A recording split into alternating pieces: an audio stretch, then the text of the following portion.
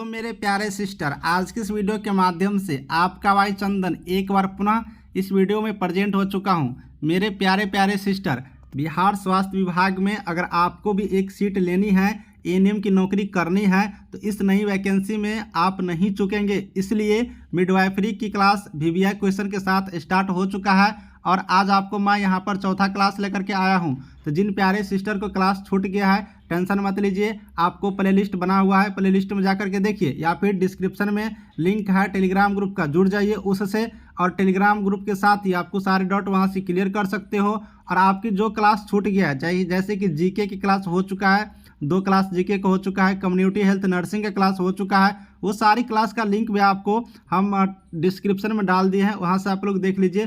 साथ ही आप लोग के लिए प्लेलिस्ट बना हुआ है, मिडवाइफरी एएनएम क्वेश्चन पीडीएफ आप लोग देखिए, और पीडीएफ भी डाउनलोड कर सकते हो आप टेलीग्राम ग्रुप में जुड़ करके। चलिए आज विलंब नहीं करेंगे, सिर्फ इंपॉर्टेंट क्वेश्चन के साथ क्लास स्टार्ट करने वाला हूं जो आपके एग्जामिनेशन में डायरेक्ट आएंगे। एक बात और कहूँगा, एएनएम के जो सेकेंड ईयर के स्टूडेंट है ना, जो सेकेंड ईयर के यहाँ पर स्टूडेंट है, वो भी देखिएगा, क्योंकि उनके सब्जेक्ट में मिडवाइफरी एक सब्जेक्ट है और जितने पास आउट एएनएम है वो तो देखेंगे ही देखेंगे। तो चलिए विलंब किस बात की, डायरेक्ट क्लास की ओर बढ़ते हैं।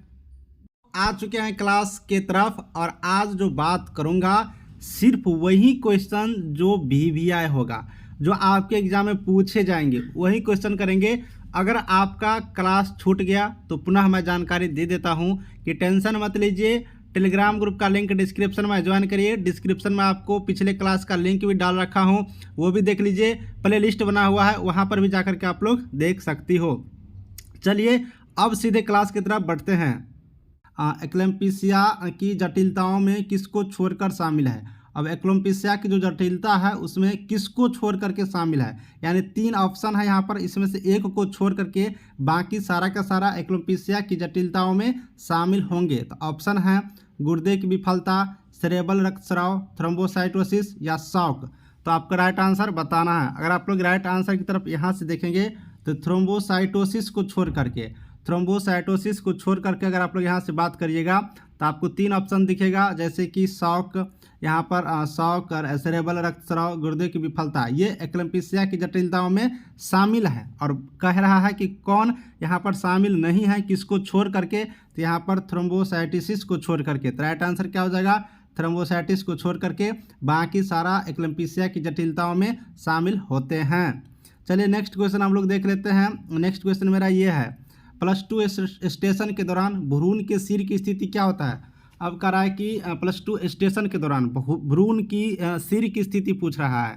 तो इसका ऑप्शन है स्केल स्पाइन के नीचे, स्कील स्पाइन के ऊपर, स्कील स्पाइन के पीछे, पेल्विक इनलेट के ठीक ऊपर। बताइए +2 स्टेशन के दौरान भ्रूण की सिर की स्थिति की क्या होती है। तो भ्रूण की सिर की स्थिति अगर आप लोग देखिएगा तो इसका राइट आंसर हो जाता है स्केल स्पाइन के नीचे, है ना। ऑप्शन ए याद रखेंगे, स्केल स्पाइन के नीचे भ्रूण की सिर की स्थिति होती है +2 स्टेशन के दौरान।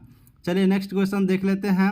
एक्लेम्पीसिया की, यहाँ पर क्या क्वेश्चन है, एक्लेम्पीसिया की क्लिनिकल विशेषता को प्री एक्लेम्पीसिया से अलग करें, यानी कि एक्लेम्पीसिया की जो क्लिनिकल विशेषता है वो कौन सी विशेषता है जो प्री एक्लेम्पीसिया से अलग कर रहा है। तो यहाँ पर विशेषता की तरफ देखेंगे तो ऑप्शन है रक्तचाप, उच्च रक्तचाप, जबती, एडिमा या प्रोटोनूरिया। तो आपका राइट आंसर बताना है। अगर आप लोग यहाँ से राइट आंसर देखेंगे तो जबती हो जाएगा, ऑप्शन नंबर बी याद रखेंगे। एक्लेम्पीसिया की जो क्लिनिकल विशेषता होता है वो जबती होता है, जो कि प्री एक्लेम्पीसिया से अलग करता है। तो यहाँ पर ऑप्शन बी याद रखेंगे, प्री एक्लेम्पीसिया से अलग करता है एक्लेम्पीसिया की क्लिनिकल विशेषता। ऑप्शन नंबर बी यहाँ से हम लोग याद रखेंगे। चलिए नेक्स्ट क्वेश्चन करते हैं। नेक्स्ट क्वेश्चन मेरा ये है, मेरा नेक्स्ट क्वेश्चन इस तरह से है, निम्नलिखित में जो पीआईडी का मुख्य कारण क्या है। पीआईडी यहाँ पर कह रहा है पीआईडी का मुख्य कारण क्या है। तो पीआईडी का मुख्य कारण क्या है, ऑप्शन में से हम लोग को चेक करना है। तो पीआईडी का मुख्य कारण यहाँ से देखेंगे तो अचानक प्लेसेंटा प्रीविया, अस्थानिक गर्भावस्था या पीपीएच। तो बताइए पीआईडी का मुख्य कारण क्या है। तो पीआईडी का मुख्य कारण देखेंगे तो इसका पीपीएच होता है, पीपीएच यहाँ से याद रखेंगे, पीपीएच पीआईडी का मुख्य कारण होते हैं। तो ऑप्शन नंबर डी क्या हो गया, राइट आंसर हो गया। नेक्स्ट क्वेश्चन कर लेते हैं। नेक्स्ट क्वेश्चन मेरा इस तरह से है, पूर्ण अवधि में भ्रूण उत्पत्ति का अपरा भाग अलग होता है। अपरा मतलब प्लेसेंटा, ठीक है ना, प्लेसेंटा होता है, याद रखेंगे। तो कह रहा है कि पूर्ण अवधि में भ्रूण उत्पत्ति का प्लेसेंटा भाग लगभग होता है, यानी कि भ्रूण उत्पत्ति का प्लेसेंटा भाग लगभग कितना होता है, 10%, 20%, 30% या फिर 80%। तो पूर्ण अवधि में भ्रूण उत्पत्ति का प्लेसेंटा का लगभग आप लोग भाग देखिएगा तो आपको 80% दिखने को मिलेगा। तो ऑप्शन नंबर डी यहाँ से राइट आंसर हुआ, 80%, है ना। नेक्स्ट क्वेश्चन कर लेते हैं। सबसे पहले भ्रूण की हृदय ध्वनि का आकलन कब किया जा सकता है? सबसे पहले भ्रूण की हृदय ध्वनि का आकलन, अब भ्रूण की हृदय ध्वनि का आकलन पूछ रहा है। ऑप्शन देख लेते हैं। 2 से 3 सप्ताह के बीच, 8 से 10 सप्ताह के बीच, 10 से 12 सप्ताह के बीच और 16 से 18 सप्ताह के बीच। अब बताना आप लोग को इसमें से कौन सी राइट आंसर है जिसमें आपको भ्रूण की हृदय की ध्वनि का आकलन किया जा सकता है। तो भ्रूण की हृदय की ध्वनि का आकलन के यहाँ से अगर आप लोग बात करिएगा तो ऑप्शन नंबर बी याद रखेंगे, 8 से 10 सप्ताह के बीच। जब 8 से 10 सप्ताह के बीच हो जाते हैं तो उस स्थिति में भ्रूण की जो हृदय की ध्वनि है उसका आकलन किया जा सकता है। ये इंपॉर्टेंट क्वेश्चन है, इसलिए आप लोग याद करके रखेंगे। नेक्स्ट क्वेश्चन है, निषेचन कहाँ होता है? अब ये तो सबको याद होगा, निषेचन कहाँ होता है? गर्भाशय में, फैलोपियन ट्यूब में, श्रेणी में या फिर योनि में? तो बताइए आप लोग यहाँ पर कि निषेचन कहाँ होता है? तो हमें लग रहा है कि सबको याद होगा, निषेचन जो है फैलोपियन ट्यूब में होता है। ऑप्शन नंबर बी यहाँ से याद रखेंगे, निषेचन कहाँ होता है? फैलोपियन ट्यूब में। चलिए नेक्स्ट क्वेश्चन देख लेते हैं। आईयूडी सम्मिलन की सबसे आम जटिलता है। अब देखिए आईयूडी सम्मिलन की सबसे आम जटिलता क्या है? जैसे दर्द होना, रक्तस्राव होना, वेद होना या अस्थानिक गर्भावस्था।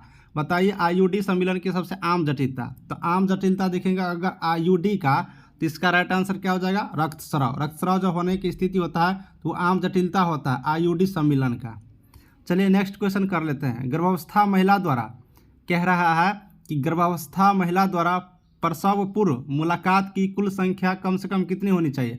अब देखिए गर्भवती महिला द्वारा प्रसव पूर्व मुलाकात की कुल संख्या पूछ रहा है, तो आप लोग समझ गए होंगे ये मुलाकात किस चीज़ की बात हो रहा है। तो गर्भावस्था महिला के द्वारा प्रसव पूर्व से मुलाकात की कुल संख्या का अगर आप लोग यहाँ से बात करेंगे तो ऑप्शन के अकॉर्डिंग देख लेते हैं। ऑप्शन क्या है मेरा?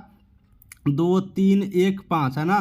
तो ऑप्शन से अगर आप लोग बात करेगा तो ऑप्शन नंबर यहाँ पर बी याद रखेंगे, 3 होता है। 3 मुलाकात हो सकते हैं गर्भवती महिला द्वारा प्रसव से पूर्व। तो यहाँ पर ऑप्शन नंबर बी यहाँ याद रखेंगे। चलिए नेक्स्ट क्वेश्चन हम लोग कर लेते हैं। नेक्स्ट क्वेश्चन क्या है?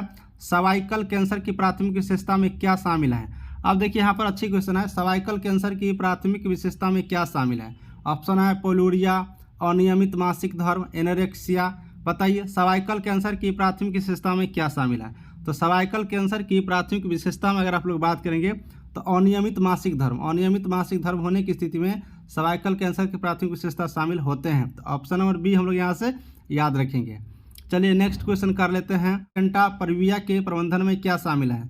सिजेरियन सेक्शंस, रक्त आधान या पूर्ण आधान? ऑप्शन में है डी एंड सी, मतलब डी और सी भी। तो आंशिक प्लेसेंटा प्रीविया के प्रबंधन में अगर आप लोग शामिल देखेंगे तो पूर्ण आराम होता है, पूरा रेस्ट होना चाहिए। तो आंशिक प्लेसेंटा प्रीविया के प्रबंधन में अगर बात करेंगे तो पूर्ण आराम होना जरूरी होता है। तो ऑप्शन नंबर डी यहाँ से राइट आंसर हुआ। एक और क्वेश्चन कर लेते हैं।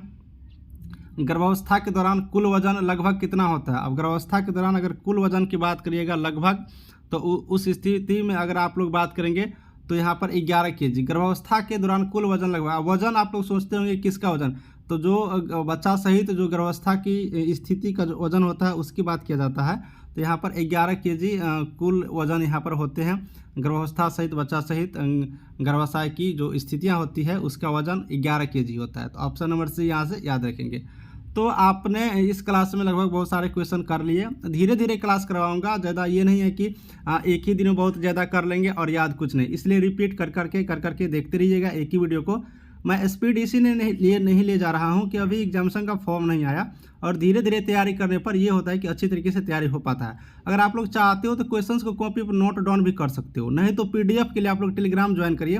पीडीएफ आप लोग के बीच हम बहुत जल्द तैयारी करके आपके साथ देने वाला हूं, क्योंकि हम चाहते हैं कि एक व्हाट्सअप नंबर भी जारी करें, व्हाट्सअप पे आप लोग भी जुड़िएगा। तो सारा चीज़ के लिए आप लोग थोड़ा सा टाइम दीजिए, आप लोग के बीच सब प्रोवाइड मैं कराने वाला हूं धीरे धीरे। चलिए वीडियो को ख़त्म करते हैं। Thank you.